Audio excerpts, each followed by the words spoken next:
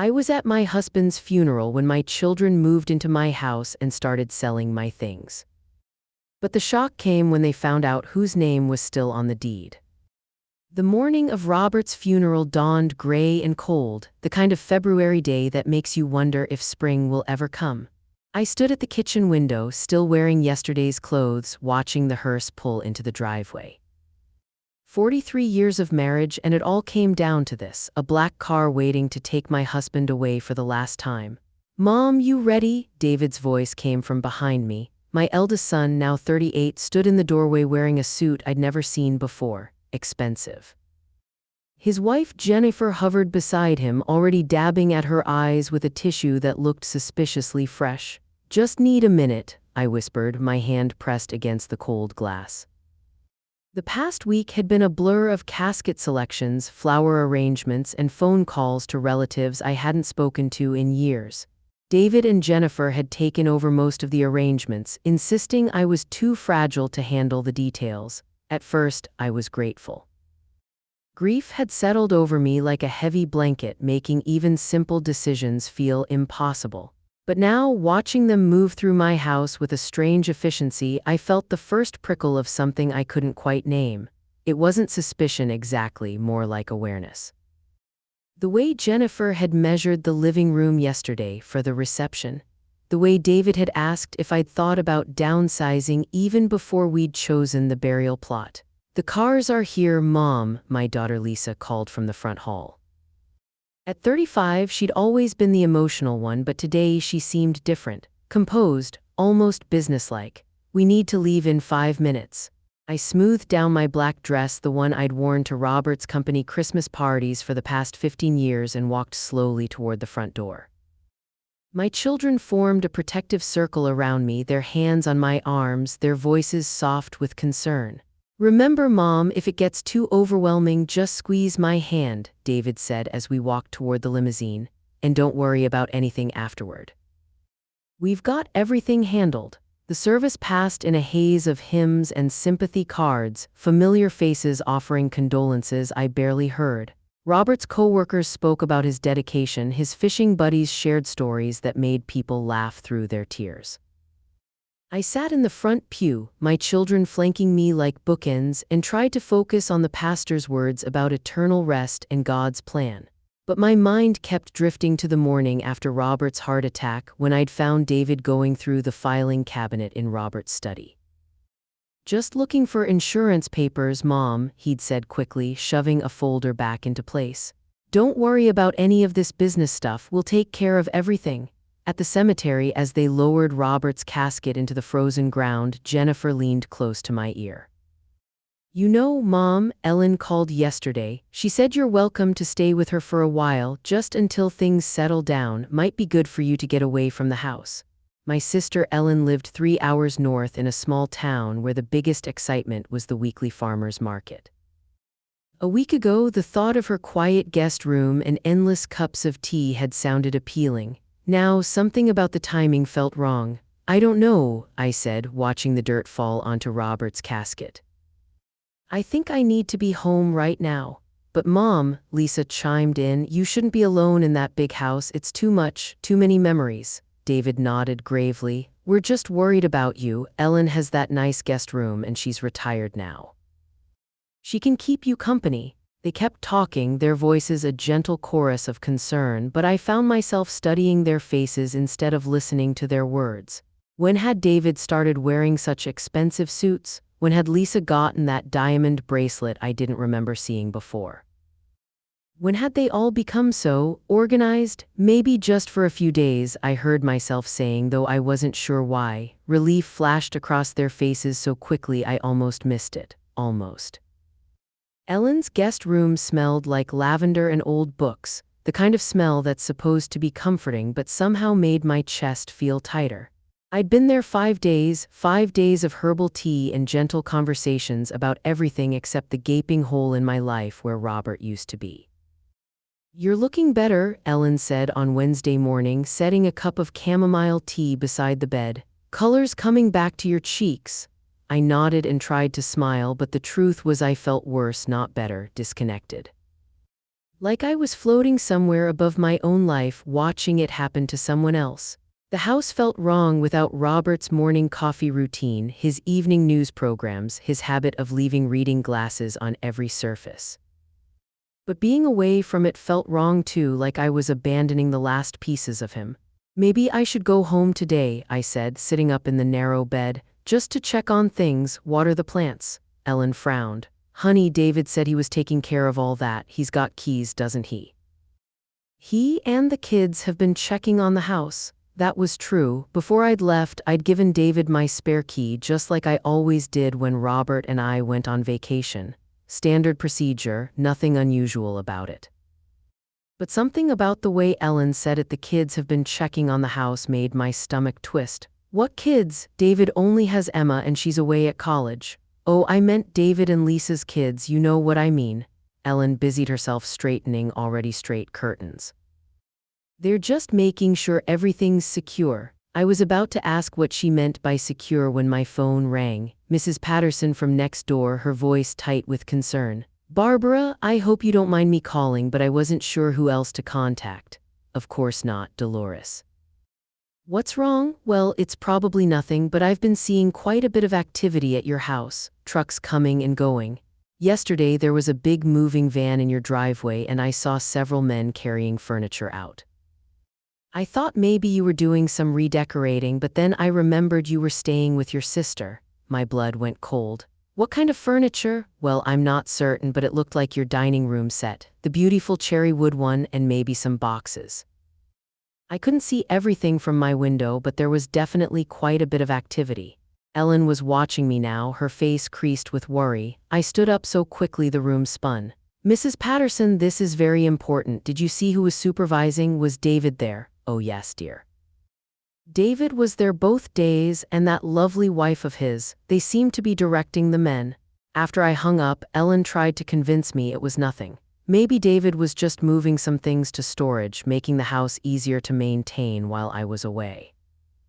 Maybe he was having the good furniture cleaned as a surprise. Maybe, but I knew better. 43 years of marriage had taught me to trust my instincts, and every instinct I had was screaming. I packed my bag in 10 minutes, ignoring Ellen's protests. The drive home felt endless, my mind racing through possibilities, each one worse than the last. By the time I pulled into my driveway, my hands were shaking so badly I could barely turn off the engine. The house looked normal from the outside. Same white shutters, same flower boxes that would need planting in spring, same mailbox Robert had painted last summer. But something was different about the windows, too much light coming through, like there wasn't enough furniture to block it. I used my key, turned the handle, and stepped into my own front hallway. The first thing I noticed was the echo. My footsteps on the hardwood sounded too loud, too empty. The second thing I noticed was the smell, not the familiar mixture of Robert's cologne and my vanilla candles, but something else, something clinical and impersonal. The third thing I noticed made my knees weak. My living room was half empty, the cherry dining set Mrs. Patterson had mentioned gone, the antique credenza that had belonged to Robert's grandmother gone, the grandfather clock that had chimed every hour for 20 years gone. What remained looked strange and sparse, like a stage set missing half its props. But what made my heart stop completely was the small white sign propped against the mantelpiece, written in Lisa's careful handwriting, "Estate sale pending, please inquire within." Estate sale. The words hit me like a physical blow. I sank onto the couch, one of the few pieces still remaining, and stared at that sign until the letters blurred together. Estate sale implied something I couldn't quite process, something that made no sense. Estate sale implied that I was dead too. I was still sitting on the couch, staring at that horrible sign, when I heard the front door open. Voices in the hallway, familiar voices that now sounded like strangers. "I told you we should have changed the locks," Jennifer's voice, sharp with irritation. "She wasn't supposed to be back until next week," David replied. "Ellen said she was doing better there." "Well, she's here now, so we need to handle this carefully." Lisa's voice, the one that used to read me bedtime stories, now discussing me like I was a problem to be managed. They appeared in the living room doorway, all three of them stopping short when they saw me. For a moment, nobody spoke. I held up the estate sale sign. Would someone like to explain this? David recovered first, switching into what I now recognized as his professional voice, the one he used with difficult clients at the law firm. Mom, we can explain everything. Why don't you sit down? I am sitting down. In one of the few pieces of furniture you haven't stolen. Stolen? Jennifer's voice went up an octave. Mom, we would never steal from you. We've been trying to help. Help with what exactly? Lisa sat down beside me, taking my hand in hers. Her touch felt cold. Mom, we know this is hard to hear, but you can't stay in this house anymore. It's too big, too expensive to maintain. The property taxes alone are killing you. The property taxes I've been paying for 20 years without your help. That's not the point, David said, settling into Robert's chair, the chair I hadn't given anyone permission to sit in. The point is, you're on a fixed income now. Social Security and Dad's pension aren't going to cover a house this size. I looked around the half-empty room, trying to process what they were telling me. So you decided to sell my furniture without asking? We're not selling it, Jennifer said quickly. We're moving it to storage. And some pieces, well, some pieces we thought you might want to pass down to the family now rather than waiting. Pass down, you mean give away? Mom, please don't make this harder than it has to be. Lisa's grip on my hand tightened. We've been talking to a very good real estate agent. The housing market is strong right now. We could get top dollar for the house, and then you could move somewhere more manageable. Maybe one of those nice senior communities with activities and meal programs. The words hung in the air like smoke. Senior communities, meal programs. As if I was already halfway to the grave, just like Robert. And you made this decision when, exactly? David and Lisa exchanged a look. We've been talking about it for months, actually, even before Dad got sick. We were just waiting for the right time to bring it up, the right time being after his funeral. Mom, we know you're upset, David said, leaning forward in Robert's chair. But you have to be practical. This house is worth almost $400,000. That's money you could live on for the rest of your life comfortably. $400,000. I filed that number away, along with the growing certainty that they'd already done much more than just talk to a real estate agent. Where exactly were you planning to put me while you sold my house and my furniture? Ellen's is perfect for now, Lisa said brightly. She loves having you there, and it gives us time to find you the right place. We've already looked at a few options. Of course they had. I stood up, walked to the mantelpiece, and picked up the estate sale sign. What about this? That's just preliminary, Jennifer said. We thought it would be easier to handle the smaller items now rather than all at once later. Smaller items like my dining room set. Another exchanged look.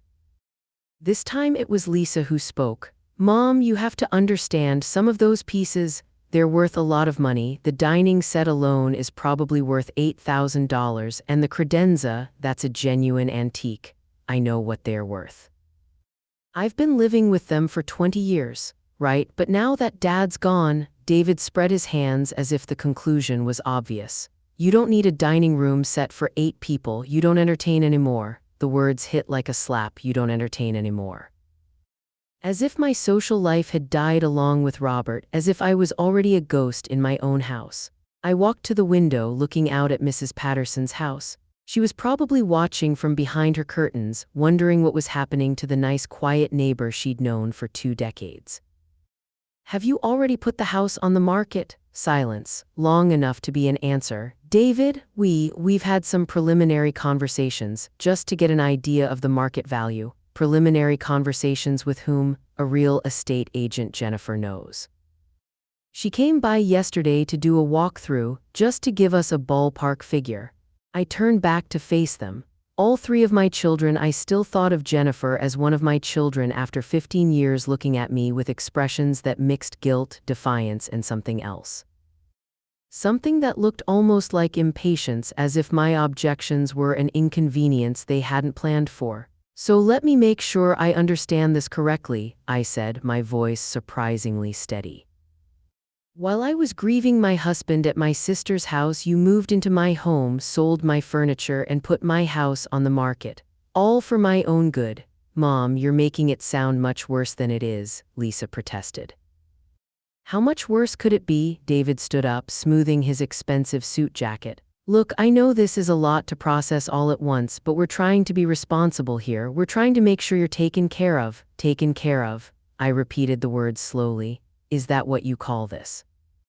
That evening, after they left with promises to talk more tomorrow when everyone's calmer, I sat in my half-empty house and tried to make sense of what had happened. They'd taken the good furniture but left the everyday pieces: the couch, the coffee table, my bedroom set.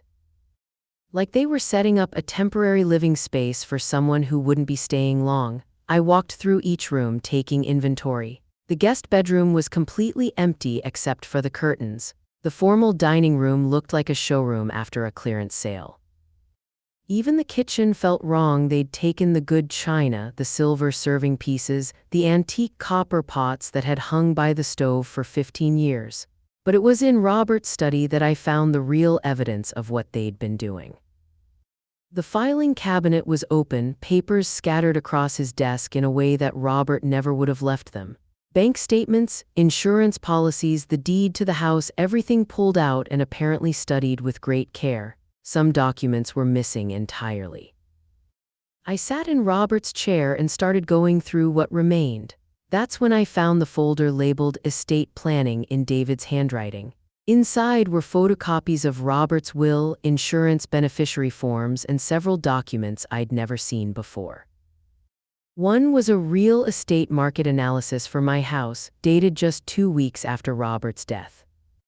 Another was a brochure for Sunset Manor Independent Living Community with a yellow sticky note in Lisa's handwriting. Apartment 2B available March 1st, $2,800/month. But the third document made my hands shake. It was a letter from David's law firm to the probate court, requesting expedited processing of Robert's estate and temporary guardianship of the surviving spouse who is struggling with grief-related decision-making capacity. Grief-related decision-making capacity. They were trying to have me declared incompetent. I read the letter 3 times before the full meaning sank in, according to David's carefully worded petition. I was unable to manage complex financial decisions and at risk of being taken advantage of by predatory individuals seeking to exploit elderly widows. The letter recommended that my children be given power of attorney over my financial affairs for my own protection. My own son. My own son was trying to have me declared mentally incompetent so he could legally take control of my life. I looked at the date on the letter, filed 4 days after the funeral. While I was at Ellen's, drinking chamomile tea and crying over photo albums, David was in court painting me as a confused old woman who couldn't be trusted with her own checkbook. But as I kept reading, something interesting emerged. The petition made several assumptions about Robert's estate and my financial situation. Assumptions that were completely wrong. They assumed the house was in both our names, which meant it would automatically transfer to me with all the complications of probate court. They assumed Robert's life insurance was the only significant asset I'd inherit. They assumed my financial situation was precarious enough that I'd need their guidance to survive. What they didn't know, what nobody knew except Robert and me and our lawyer, was that we'd done some estate planning of our own after Robert's first heart attack 3 years ago. Robert had insisted on it after his father died and left behind a financial mess that took 2 years to untangle. "I won't do that to you, Barbara," he'd said. "If something happens to me, I want everything to be simple and clear," so we'd restructured everything. The house, the bank accounts, the investments all transferred to my name alone while Robert was still alive. Technically, I'd been the sole owner of everything for 3 years. Robert's death didn't change my financial situation at all because legally I'd never had any claim to his assets to begin with. The life insurance policy was just a bonus.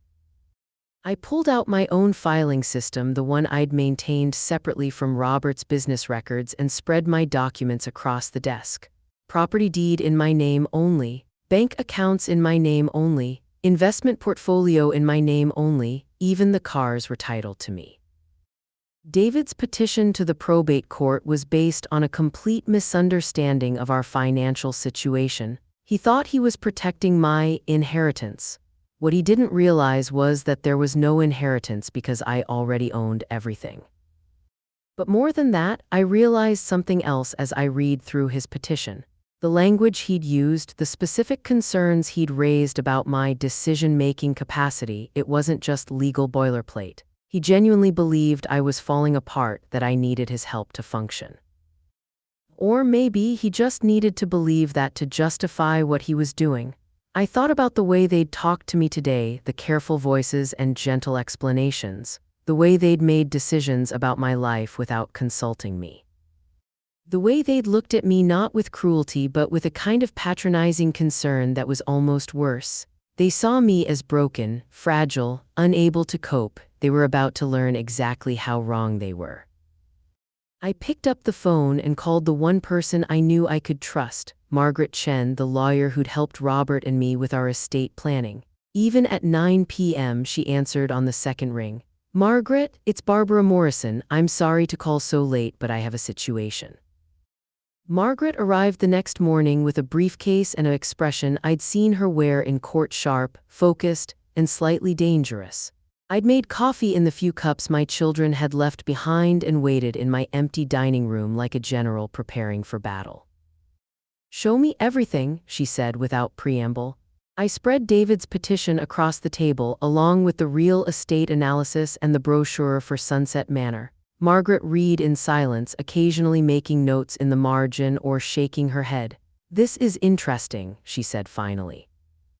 "Your son appears to believe that you inherited everything from Robert, which means he thinks it's all subject to probate. But that's not the case, is it?" "No.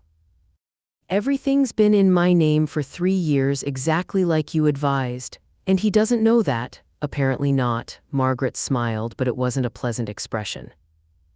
"Barbara, do you know what this means?" "It means my son is trying to steal my house based on information he doesn't actually have. More than that, it means he's been acting without any legal authority whatsoever. Every piece of furniture he sold, every conversation he had with that real estate agent, every plan he made for your future, none of it was legal. He had no right to touch anything." She opened her briefcase and pulled out a thick folder. "I brought copies of all the documents we filed 3 years ago. Property transfers, power of attorney designations, everything. Would you like me to explain to your children exactly what their legal position is?" "I'd like to be there when you do." We didn't have to wait long. David, Lisa, and Jennifer arrived at noon, probably expecting to continue yesterday's conversation about my options. They came prepared with more brochures, a folder full of financial projections, and the barely concealed assumption that I'd eventually see reason. They stopped short when they saw Margaret sitting at what remained of my dining room table. "Mom, what's going on?" Lisa asked, eyeing Margaret's briefcase. "This is Margaret Chen, my attorney. I asked her to come because I wanted to make sure I understood my legal situation correctly." David's face went pale. "Your attorney? Mom, you don't need an attorney, we're family." "That's exactly why I need an attorney." Margaret stood up, all business. "Mr. Morrison, I understand you filed a petition with the probate court requesting power of attorney over your mother's affairs." That's just a precaution. Mom's been through a lot and we want to make sure she's protected." "Protected from what?" David glanced at Lisa, then at me. "From making decisions she might regret later, financial decisions that could affect her security."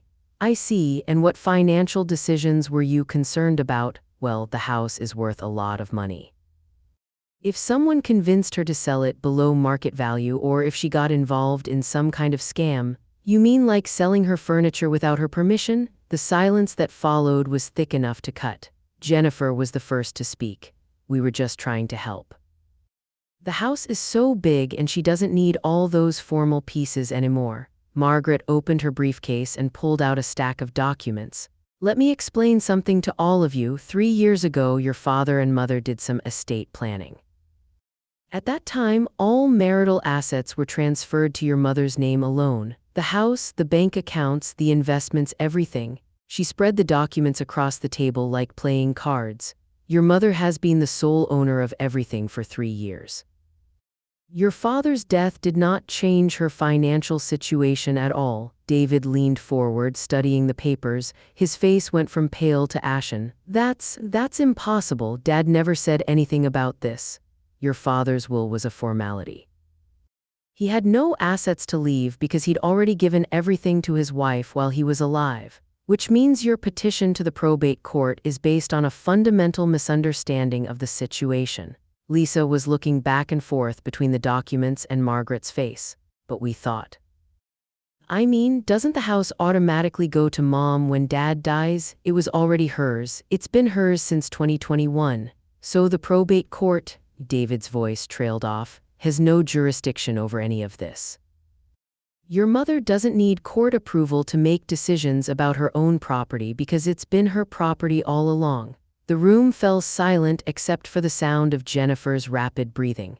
I watched my children's faces as the reality sank in. Every decision they'd made, every plan they'd hatched, every conversation they'd had with real estate agents and moving companies, all of it had been based on the assumption that I was inheriting Robert's estate, not that I already owned everything myself. Now, Margaret continued, let's talk about the furniture you removed from this house. Do you have receipts for the items you sold? Sold, David's voice cracked. We didn't sell anything, we just moved some pieces to storage. Margaret looked at me. I pulled out the folder I'd been preparing since yesterday. Mrs. Patterson next door has been taking photos, I said quietly. She was concerned about all the activity while I was away. She documented everything that was removed from the house, including the moving truck from Patterson's auction house. I spread the photos across the table, clear images of my cherry dining set being loaded into a truck with Patterson's estate sales written on the side.